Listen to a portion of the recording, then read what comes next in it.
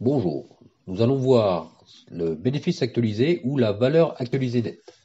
Donc, ce qu'il faut bien comprendre, c'est que quand on compare de l'argent, on ne peut la comparer qu'à la même date. Vous ne pouvez pas comparer de l'argent si c'est sur deux dates différentes. C'est pour ça qu'on parle d'actualisation. Par exemple, on ne peut pas comparer le prix d'une baguette de pain aujourd'hui, en 2020, avec le prix d'une baguette de pain en 2010. Donc on va toujours remettre l'argent à la même date, sur un même temps. On a déjà fait des exercices d'actualisation la dernière séance, donc je vous en ai remis un pour revoir un petit peu, donc ça va être l'exemple 8. Donc l'exemple 8. Donc j'ai une valeur acquise par un capital au bout de 5 ans qui est de 1717,91 €. C'est-à-dire que dans 5 ans, je vais avoir 1700,17 €. Et je suis en train de me demander combien j'ai aujourd'hui, combien représenterait cette somme aujourd'hui avec un taux de 2,75%. Pour répondre à cette question, que doit-on faire? On cherche la valeur K telle que 1717,91 égale à K multiplié par 1,0275 à la puissance 5. Donc, la valeur de K sera donc égale à 1700,17,91 divisé par 1,0275 à la puissance 5, ce qui nous donne une valeur de 1500 €.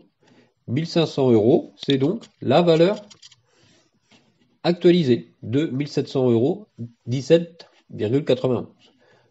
On avait aussi vu comment le faire à la calculatrice pour retrouver cette valeur-là. Donc menu maths financières de vos calculatrices. Donc menu maths financières. Le solveur sur la calculatrice. Et que va-t-on écrire sur le solveur? Ma valeur de n, 5. Mon taux d'intérêt ici, il était de 2,75%, 2,75. Ma valeur actuelle, pour l'instant, je la cherche, donc 0. PMT, je mets rien, étant donné que je remets rien par mois. Et au final, j'aurai 1717,91. Et je cherche donc la valeur actuelle.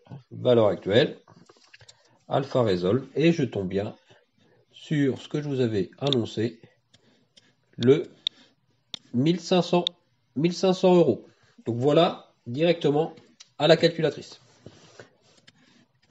Alors maintenant, donc le titre, c'était le bénéfice actualisé. Donc c'est quoi un bénéfice? Un bénéfice, c'est des recettes moins des dépenses.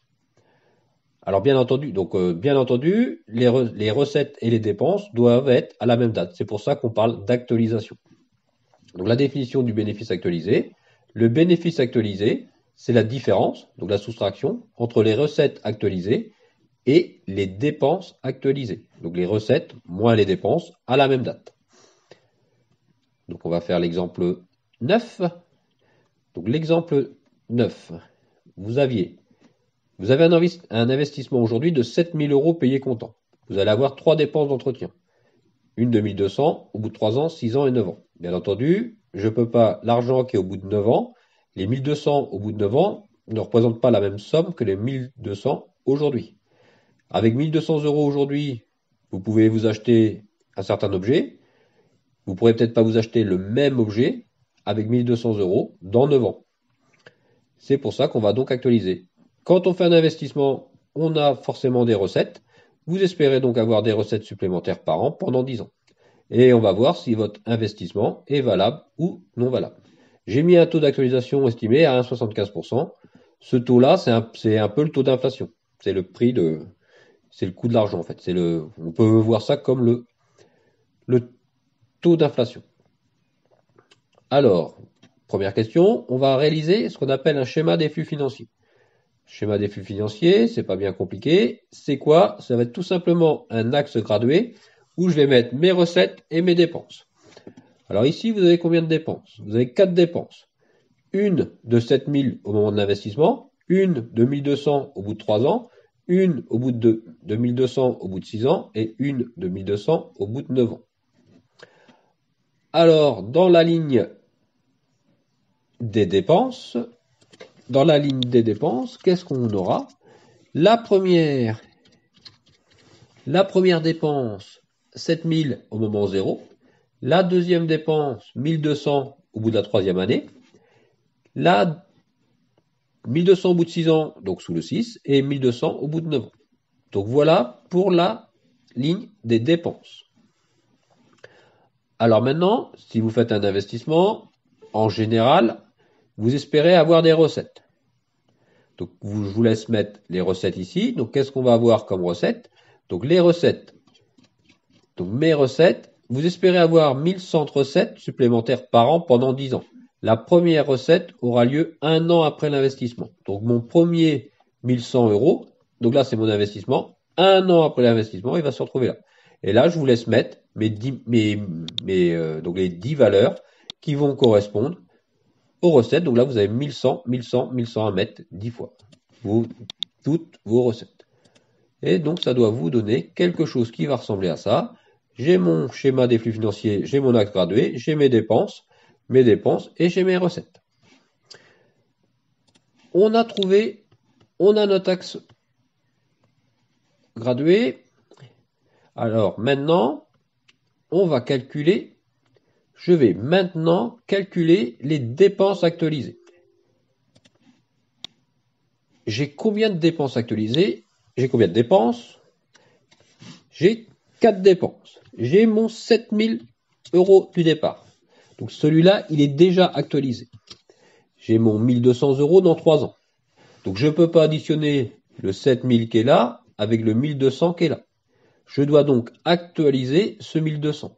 C'est-à-dire, je dois trouver quelle valeur représente 1200 aujourd'hui à un taux d'inflation à un taux de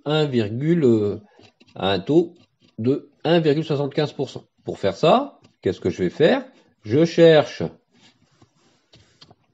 On cherche la valeur de K telle que 1200 égale à K multiplié par 1,0175 à la puissance 3. Donc, la valeur de K va donc être égale à quoi? 1200 divisé par 1,0175 à la puissance 3. Donc 1200 divisé par 1,0175 à la puissance 3, ça me fait donc 1139,14. Donc K égale à 1139,14. Mon 1200 au bout de 6 ans, pareil, il faut que je l'actualise. Pour l'actualiser, qu'est-ce que je vais faire comme calcul? 1200 divisé par 1,0175 à la puissance 6. Ce qui va donc me donner 1081,37. Et pareil au bout de 9 ans. Et au bout de 9 ans, qu'est-ce que je dois faire? 1200 divisé par 1,0175 à la puissance 9. Ce qui me fait 1026,53. Ces 4 nombres-là, donc les 4 nombres ici, donc celui-là 7000 au moment 0, celui-là il est au moment 0, celui-là il est au moment 0, celui-là il est au moment 0. Ces 4 nombres-là sont à la même date. Je peux donc les additionner pour avoir mes dépenses actualisées. Donc les dépenses actualisées vont donc être donc 7000 plus 1139,14 plus 1081,37 plus 1026,53, soit 10 247.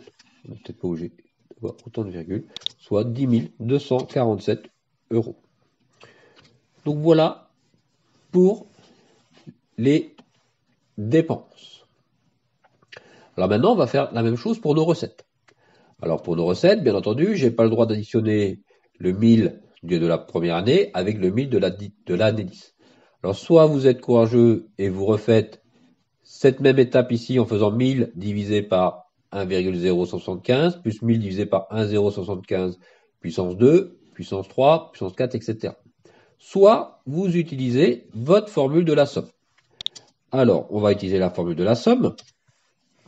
Alors, au bout de 10 ans, les recettes seront de, donc au bout de 10 ans, donc j'ai 1100 multiplié par 1 moins 1,0175 à la puissance 10 divisé par 1 moins 1,0175. C'est les recettes que je peux espérer avoir au bout de 10 ans. Donc 1100 multiplié par 1 moins 1,0175 puissance 10 divisé par 1 moins 1,0175. Ce qui me fait un montant de 11 907 euros, 94. Ça, c'est mes recettes dans 10 ans. Alors maintenant, je vais actualiser. On actualise. Pour actualiser cette somme, qu'est-ce que je vais faire? Je vais prendre mon 11 907,94, 11 907,94 et je le divise par 1,0175 à la puissance 10. Et normalement, on va retomber sur le résultat que je vous ai donné, soit 10 011,35. Donc ça, c'est nos recettes actualisées. Donc on est bien maintenant, les deux nombres, celui-là de mes dépenses et celui-là de mes recettes, sont bien actualisés, ils sont bien au même endroit. Je vais donc pouvoir calculer ce que j'appelle le bénéfice actualisé. Le bénéfice actualisé, ça va être quoi? Le bénéfice actualisé, ça va être les dépenses actualisées, donc 10 247,04 moins mes recettes, donc 10 011,35. Ce qui me fait donc un bénéfice actualisé de moins 235 euros. Le bénéfice actualisé est négatif. Alors ça veut dire quoi que le bénéfice actualisé est négatif? Ça veut dire que si vous allez à la banque, vous n'aurez pas d'emprunt. Pour qu'un investissement soit valable, forcément, il faut dégager du bénéfice. Il faut donc que votre bénéfice soit positif. Alors pour que votre bénéfice soit positif, vous avez deux façons de régler ce problème. Soit vous descendez votre investissement, vous pouvez très bien descendre votre investissement, donc ça va vous permettre d'être positif, ou si vous voulez garder cet investissement, dans ces cas-là, vous allez augmenter vos recettes. En augmentant vos recettes, forcément, vous allez dégager à augmenter votre bénéfice. Voilà pour aujourd'hui.